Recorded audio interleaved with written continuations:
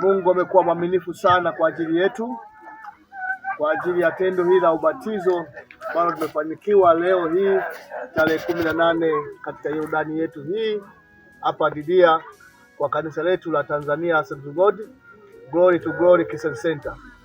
Tunamshukuru Mungu kwa ajili ya idadi kubwa watu waliomgeukia Mungu na kukimbia maisha maovu, kukimbia shetani na kazi zake, lakini kumpokea Yesu kuwa ni Bwana na Mwokozi wa maisha yao, na wamekubali kumuishia yeye na kutumika katika njia zao njema, pamoja na kwamba shetani amewaburuza katika maisha maovu, lakini sasa Yesu amewafanya kuwa viumbe vipya, ya kale yamepita, tazama yamekuwa mapya.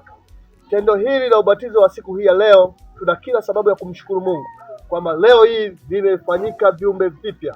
Bwana ameleta ukombozi kwa ajili ya ndugu hawa, wakina dada, wakina mama, mabinti hawa. Bwana amefanya jambo kubwa sana la uzima tele kwa ajili ya maisha yao. Hivyo kwa kwetu sisi kama kanisa la Tanzania Assemblies of God tunamshangilia Mungu kwa tendo hili kwamba Bwana amefanya, yeye ni Ebeneza.